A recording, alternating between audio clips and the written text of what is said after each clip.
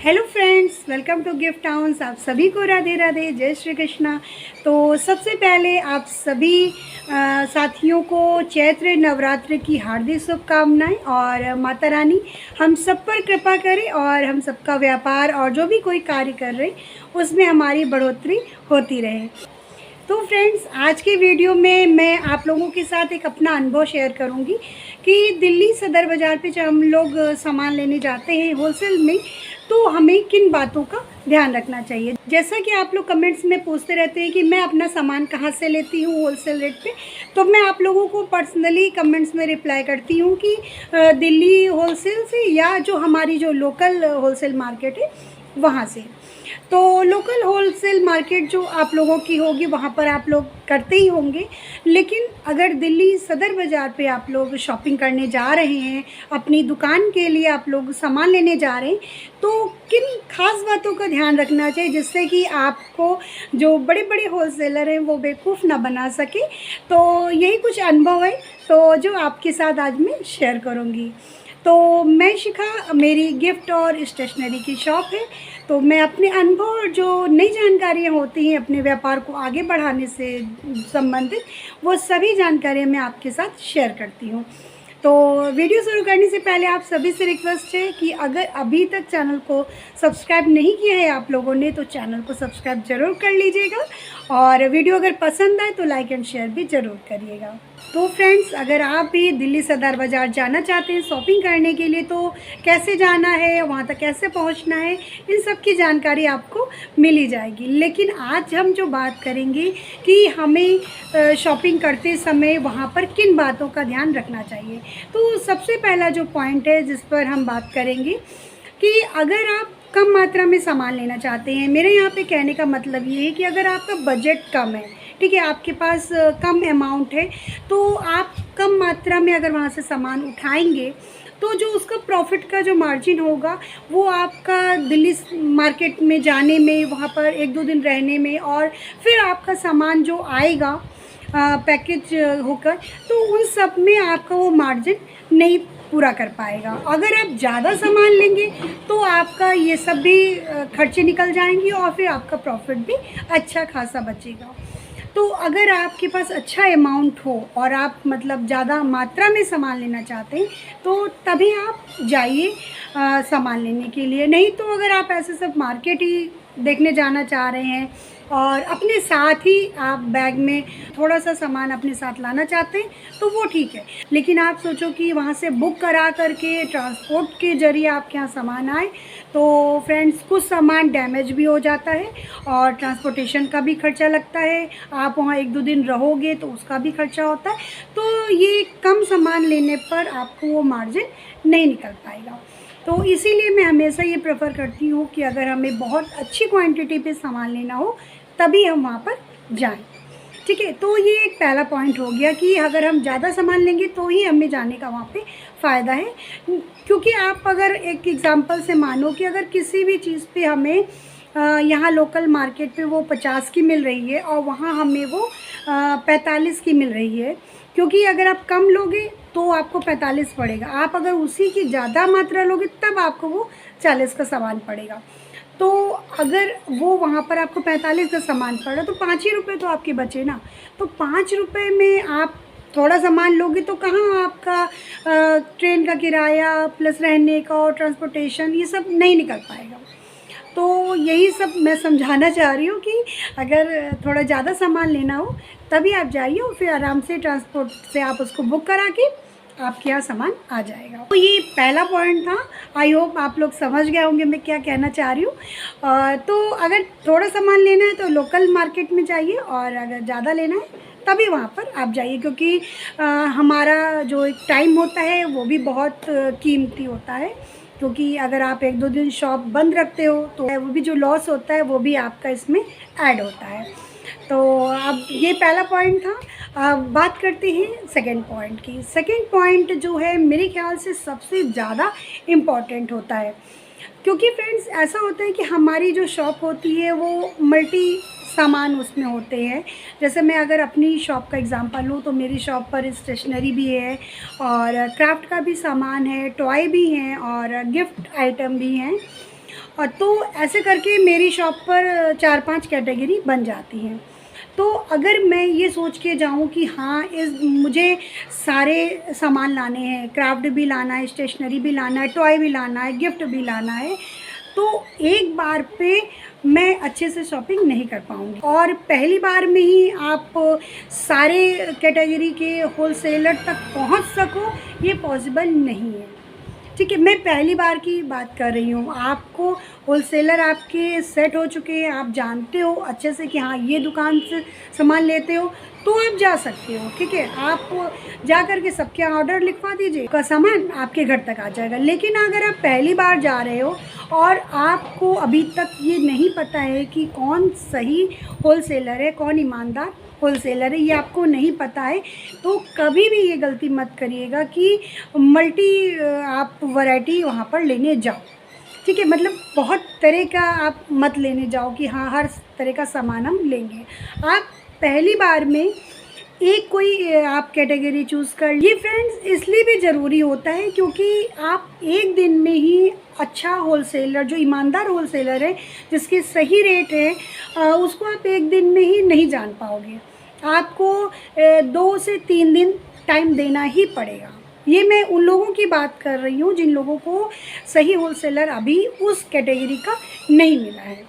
तो अगर आप चाहते हो कि आपको होलसेलर मिले, तो एक बार में 2 बार में आपको वो सही होलसेलर तक आप नहीं पहुंच पाओगे, क्योंकि दिल्ली की जो सदर बाज़ार मार्केट है वो एशिया की सबसे बड़ी मार्केट है। तो वहाँ पर बहुत बहुत होलसेलर हैं और आप नहीं पहुँच सकते हैं। ये बिल्कुल 100% गारंटी है कि आप सोचो एक ही दिन हम जाएं और उसी दिन जा कर के हमें होलसेलर मिल जाए और हम सामान ले लें, ऐसा पॉसिबल बिल्कुल भी नहीं है। आपको एक कैटेगरी लेनी है और फिर आपको 1 दिन 2 दिन, कम से कम 2-3 दिन आपको सर्च करना है। आपको हर उसी कैटेगरी की दुकानों पे जाना है और रेट लेना है, फिर और देखना है।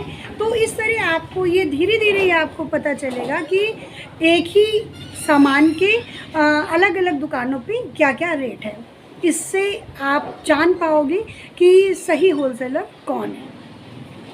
तो ये चीज़ आपको बहुत ज़रूरी है कि आप एक कैटेगरी पे ही फोकस करो। और जैसे कि मैंने भी किया है, मेरे यहाँ 4-5 कैटेगरी के सामान है, लेकिन मैं हमेशा एक टाइम पर एक ही सामान को सर्च करने के लिए गई हूँ। और अब मैं आपको ये बता दूँ कि मेरे पास हर कैटेगरी के लिए बहुत बेस्ट होलसेलर मिल गया है। और इससे क्या होता है ना कि जब आपको एक सही दुकानदार मिल जाता है तो फिर आपको बार बार जाने की ज़रूरत नहीं पड़ती है। आप ऑनलाइन उसको बुक कर सकते हैं सामान और आपके यहाँ वो भिजवा देता है। लेकिन ये तब होगा जब आप सही दुकानदार तक पहुँच सकोगे। और यही सही दुकानदार तक पहुँचने का ही तरीका मैं बता रही हूँ कि एक बार में एक कैटेगरी लीजिए और उसके होलसेलर को कम से कम 3 दिन आप जाइए, 3 दिन जाइए, आराम से सर्च करिए, देखिए। और एक और पहचान होती है वो बड़े बड़े होलसेलर तक पहुंचने की, कि उनकी शॉप कभी भी आपको दिल्ली सदर बाज़ार पे नीचे के फ्लोर पे नहीं मिलेगी। अगर वो शॉप नीचे के फ्लोर पे है तो पक्का समझ लीजिए कि वो बड़े होलसेलर का रिटेलर शॉप है। ठीक है, वहाँ पर 3-4 तरह की शॉप लगती है। एक तो पटरी वाली शॉप होती है जो कि बिल्कुल रोड पे लगाते हैं, वही आपको होलसेलर बन के सामान देने लगते हैं। तो एक वो हो गया। दूसरा होता है जो नीचे के फ्लोर पे जो शॉप होती हैं, काफ़ी अच्छे से मतलब लगती हैं, अच्छी अच्छी शॉप लगती हैं, वो रिटेल शॉप होती हैं। ठीक है, वो क्या करती हैं, ऊपर के जो उनके जो होलसेलर है वहीं से ही तुरंत ही वो कम से कम 10-20 रुपये बढ़ा करके वो सामान देती हैं। लेकिन अगर आपको अपनी शॉप के लिए सामान लेना है तो आपको उन नीचे वाली दुकानों से सामान लेने में कोई फ़ायदा नहीं मिलेगा, क्योंकि उससे सस्ता तो हो सकता है आपकी लोकल होलसेल मार्केट पे सामान मिल रहा हो। तो आपको बहुत अच्छे से सर्च करना है। और एक जो पहचान का एक मैं तरीका बता दूं कि जो बड़े बड़े होलसेलर होते हैं वो कम से कम 3 या 4 फ्लोर ऊपर होते हैं। जो सदर बाज़ार की जो मार्केट होगी उसकी कम से कम 3-4 फ्लोर ऊपर 3rd फ्लोर या 4th फ्लोर पे ही उनकी आपको शॉप मिलेगी। तो इस चीज़ का आप बहुत ध्यान रखिएगा। और इस चीज़ का एक बहुत बड़ा फ़ायदा ये होता है कि ये काम सिर्फ आपको एक बार ही करना होता है। एक कैटेगरी के लिए आपको सिर्फ बस एक बार करना होता है। जैसे कि अब हम लोग हैं तो हम लोग को बार बार नहीं जाने की ज़रूरत पड़ती है। तो ये आप भी काम करिए, बहुत ध्यान से, बहुत समझ से अच्छे दुकानदार को तलाशिए और उससे फिर आप कांटेक्ट पे जुड़ जाइए और फिर वो आपके घर तक सामान पहुंचा देंगे। अब तीसरा पॉइंट जान लेते हैं मार्केट करने का, कि आप जो भी सामान लेने जा रही हैं, जो भी कैटेगरी लेने जा रहे हैं, उस कैटेगरी पे जो जो भी सामान है उसका आप रेट पहले अपने लोकल होलसेल में देख लीजिए। और बहुत सारी ऑनलाइन वेबसाइट आती हैं, बहुत सारे प्लेटफॉर्म हैं ऑनलाइन, उस पर भी आप देख सकते हैं कि इस सामान का क्या रेट है। जैसे आपको खिलौने लेना है तो आप खिलौनों को एक बार सर्च कर लीजिए। काफ़ी सारी ऑनलाइन भी वेबसाइट है, वहाँ पर भी आप सर्च कर लीजिए। और जो आपकी लोकल जो मार्केट है वहाँ पर भी आप सर्च कर लीजिए कि उस टाइप के खिलौनों का क्या रेट होता है, तभी आप फिर वहाँ पर जा कर के देखिए। तो जैसे मानिए अगर कोई खिलौना है वो आपको यहाँ पर 120 का मिल रहा है, वहाँ पर 100 का मिल रहा है, तो वो आप समझ सकते हैं। और उसको वेबसाइट वगैरह पे, ऑनलाइन वगैरह पे वो 110 का मिल रहा है। तो इस तरह आपको एक अंदाज़ा हो जाएगा कि हाँ, हम कहाँ से सामान लें, ठीक है। क्योंकि ऑनलाइन वाले भी होंगे, वो भी आपके घर तक पहुंचाएंगे। लोकल वाले जो आप होलसेल से लोगे वहाँ पर आपका पैसा ज़्यादा नहीं फंसता है, क्योंकि वहाँ से आप थोड़ा थोड़ा सामान उठाते हो। और दूसरा बात है कि आपका मतलब जो भाड़ा लगता है वो बच जाता है। तो इन सारी बातों को हमको ध्यान रखना है। तो इन्हीं सब बातों को ध्यान रखते हुए हमें ये देखना है कि जब भी आप दिल्ली जा रहे हो शॉपिंग करने के लिए, तो पहले से उस सामान का जो रेट है उसका माइंड मेकअप आपके पास होना ही चाहिए। तो ये कुछ पॉइंट हैं जिनका हमें ध्यान रखना है दिल्ली सदर बाज़ार में शॉपिंग करते समय। क्योंकि दिल्ली जब जाते हैं आप तो अच्छा खासा अमाउंट वहाँ पर आपका खर्च होता है। तो अगर पता चला वहाँ से सामान लाए और फिर वो आपके यहाँ आया, कुछ डैमेज भी हुआ, और ये सारा आपने जब मार्जिन देखा, अपना खर्चा वहाँ ठहरना वगैरह का जो आपका जो पर्सनल खर्चा हुआ वो सब आपने मिलाया, तो पता चला आपको कोई फ़ायदा नहीं है, ठीक है। तो इसीलिए ये सारी बातें मैंने आपके साथ शेयर करी हैं। तो बहुत समझदारी से हमें ख़रीदारी करनी चाहिए। जैसा कि मैं हमेशा आप लोगों से कहती हूँ कि अगर हमारी ख़रीदारी अच्छी होगी तभी हम अपने ग्राहक को भी थोड़ा सा सही रेट पे सामान दे सकेंगे। और जब ग्राहक को थोड़ा सही रेट पे आपके यहाँ सामान मिलेगा, अच्छी क्वालिटी का मिलेगा, तो ही वो आपसे जुड़ना चाहेगा। तो इसीलिए अपनी ख़रीदारी पे बहुत ध्यान दें। और जब भी आप शॉपिंग के लिए जाएं, ख़ास तौर से दिल्ली में, तो बिल्कुल रिलैक्स होके जाएं, बिल्कुल भी प्रेशर लेके ना जाएं। ये आप प्रेशर मत रखिएगा कि नहीं मुझे सामान इस बार लेकर के ही जाना है, ऐसा नहीं है। आप जाइए बिल्कुल रिलैक्स होके, घूमिए फिरिए और एक एक सामान को देखिए, रेट को समझिए। और अगर आपके पास पहले से अपने लोकल होलसेल की और ऑनलाइन वेबसाइट के रेट का आपके पास कलेक्शन रहेगा तो आप सही से होलसेलर को भी पहचान सकोगे। तो इसीलिए है कि अगर आप बहुत पूरा अवेयर होकर के आप जाओगे दिल्ली में तो आपको फ़ायदा होगा, ठीक है। क्योंकि वहाँ पर जो रेट मिलते हैं वो रेट और कहीं पर भी आपको नहीं मिल सकते हैं। लेकिन बस यही है कि हमें अपनी समझदारी से अच्छे दुकानदार तक पहुँचना है, अच्छी क्वालिटी का सामान हमें लेना है। क्योंकि आपकी जो दुकान का जो ग्राहक है वो आपसे तभी जुड़ेगा जब उसको अच्छी क्वालिटी मिलेगी और रेट भी सही मिलेगा, और तभी वो आपके यहाँ आना पसंद करेगा। तो आज की वीडियो में बस इतना ही। और अगर अभी तक आप लोगों ने चैनल को सब्सक्राइब नहीं किया है तो प्लीज़ चैनल को सब्सक्राइब कर लें। और आप लोग वीडियो देखते हैं, पसंद भी करते हैं, लेकिन चैनल को सब्सक्राइब नहीं करते हैं, तो प्लीज़ चैनल को सब्सक्राइब भी कर लीजिएगा। और वीडियो अगर पसंद आए तो लाइक और शेयर भी करिएगा। मैं अपने अनुभव और जो जानकारियाँ होती हैं वो आपके साथ हमेशा ही शेयर करती रहूँगी।